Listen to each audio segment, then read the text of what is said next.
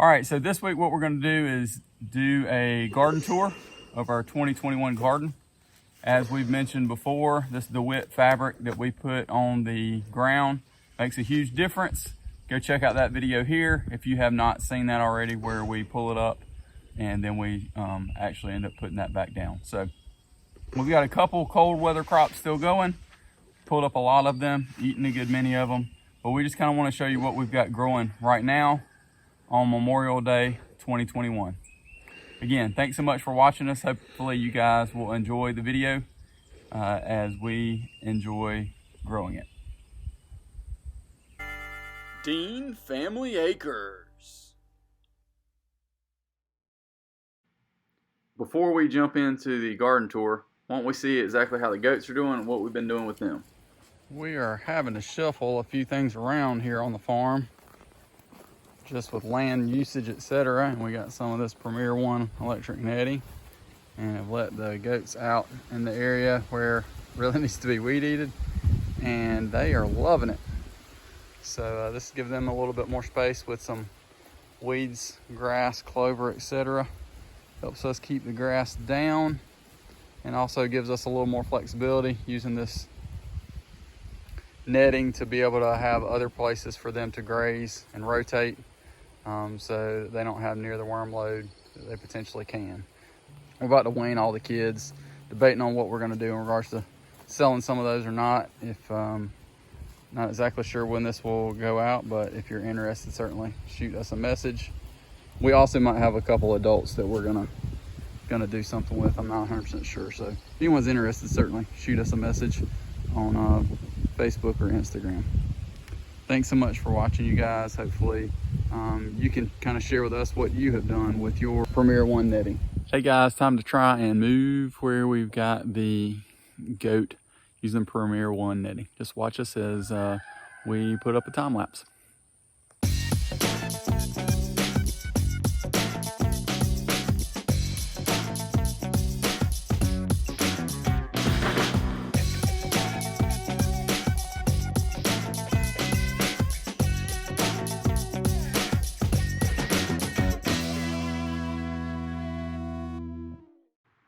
Now let's dive into what we're doing in the garden.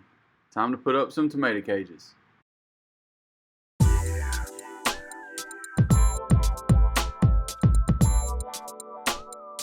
Mater baskets.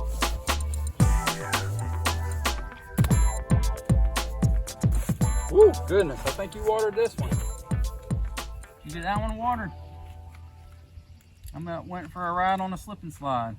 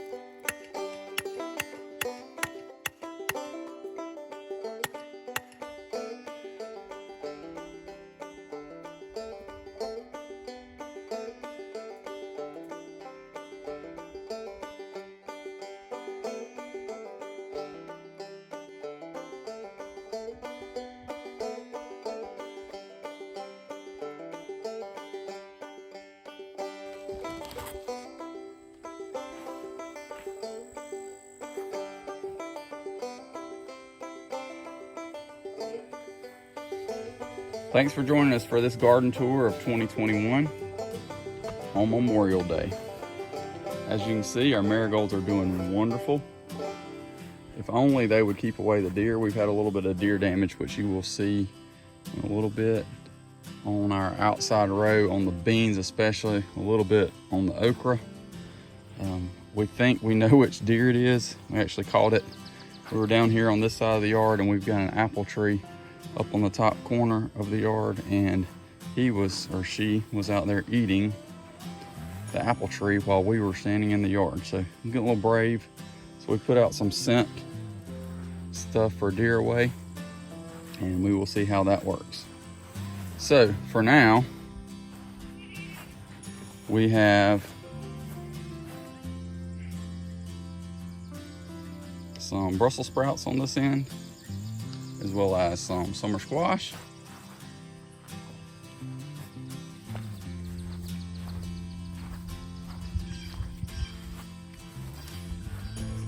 We also have some zucchini, and these were about waist high. They're huge. We're starting to pull up some of these more cold hardy vegetables now, but we got red cabbage here. They are finally starting to form into a head. Seems like these were taking forever. And we also have some other cabbage here. We've already pulled up several of those and made slaw, etc. As long as you got a bunch of pepper, slaw is always delicious.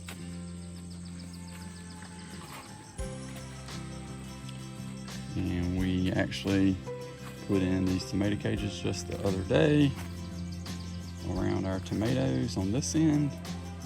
And we also did some on the other side, as you can see there. And then our spaghetti and butternut squash are going absolutely crazy. You can see the bees buzzing around. They are loving it. So they're coming up. You can see we're just loaded down.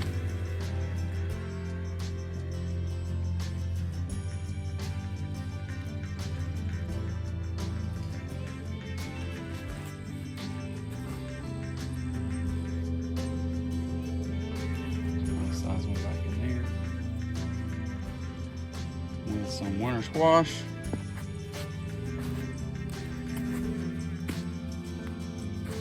Few marigolds that we transplanted in here. They're doing really well. And broccoli made one decent head. We've got a couple cauliflower down here towards the middle that have done well. We're hoping to have some good watermelons this year. Probably nothing like Grow Jack. If you hadn't been to his channel before, definitely go check it out. I'll link it here and in the description below. He grows some massive pumpkins and massive watermelons. And between him and Houston on Arms Family, I don't know that anybody can compete with those watermelons. But again, it's all about having fun and enjoying the process. Have some more zucchini here.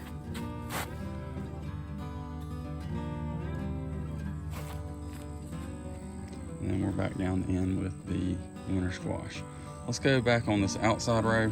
I can show you exactly where we're having some deer issues.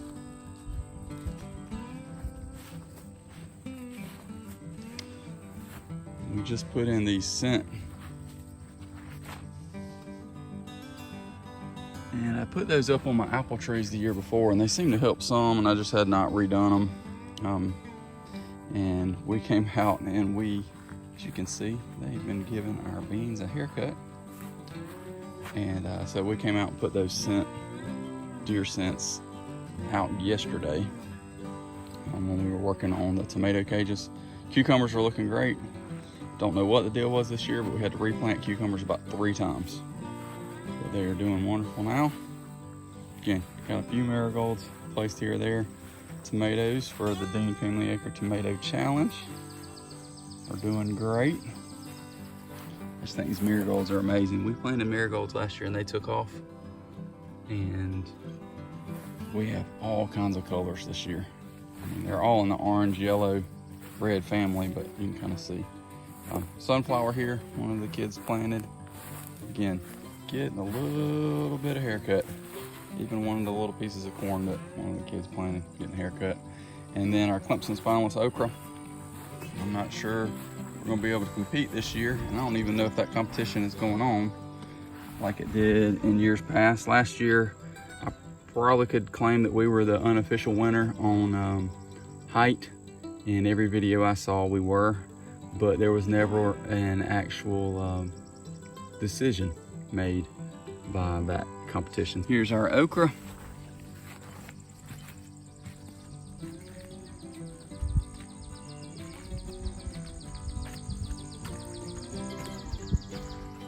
And you can see these down here on the end getting a little bit of a haircut.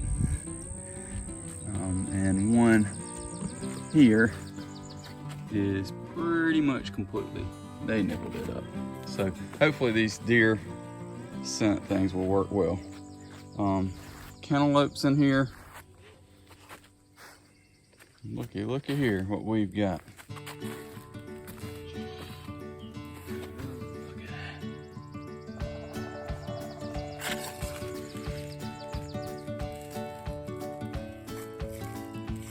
Here, looking great. Giant zucchini plant, doing really well. Look at the size of these blooms.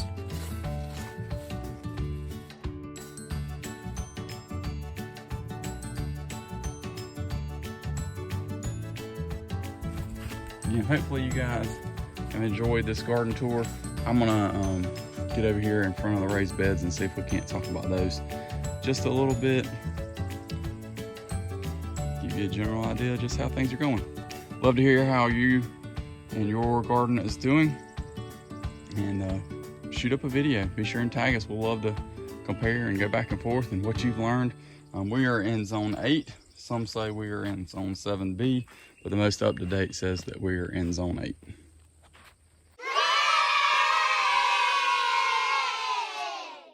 All right, y'all, so these are our raised beds. Everybody asks a lot about them. I need to make a build video because this is the most affordable, not having to worry about things, raised beds that I have found.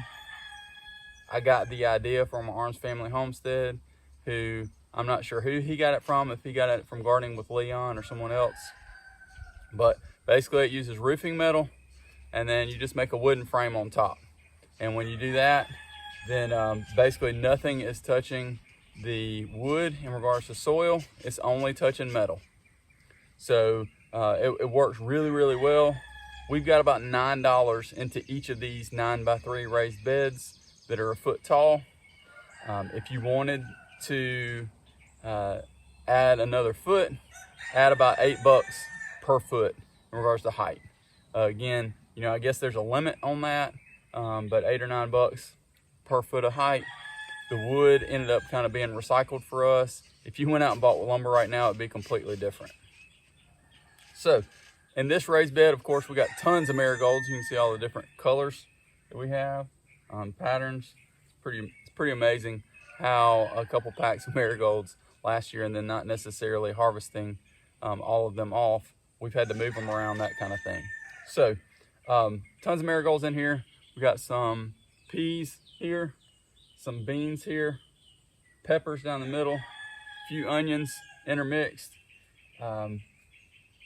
That's everything in this raised bed. We'll go to the next one. I'll show you what we've got in there. All right, we're kind of jumping around on beds, but anyway, this is another one of those raised beds that we made. We got some carrots in here, of course, a bunch of marigolds, peas, different kind of peas, marigolds, celery, spinach. And up here on this side, we've got 2 tomatillos. One is not doing as well as the other, and we're thinking we might have a nitrogen deficiency. So we're gonna check about that.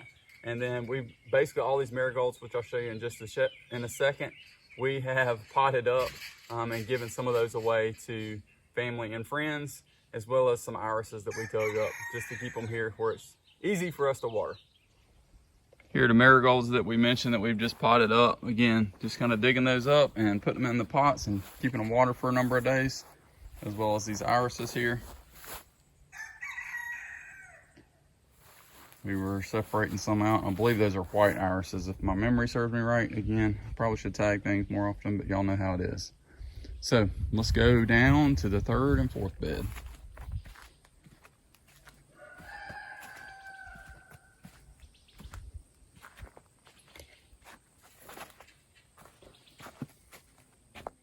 All right, this one has become marigold central, but we've got them all around the outside. We've got some beans here on the back side, which are blooming and they're beautiful. We've got a couple eggplant in here and then some more peppers. We're really trying to make sure with our peppers, last year a lot of our beans really kind of overtook those, so we're trying to make sure and keep them pulled to this side and also giving them a head start. Last year, I think our pepper plants just kind of lagged a little bit, so it took us a little while longer for them to get big enough where they could start producing. So really, we didn't get very many peppers until the very end of the season.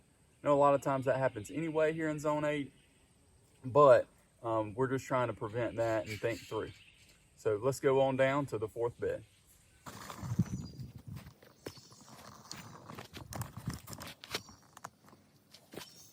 So hopefully you can tell that Cole is keeping an eye out on this 4th bed down here.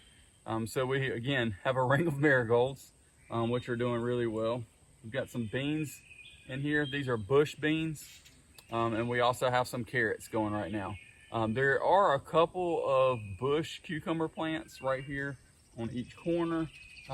There's a chance that one of these over here might have actually ended up being a cantaloupe.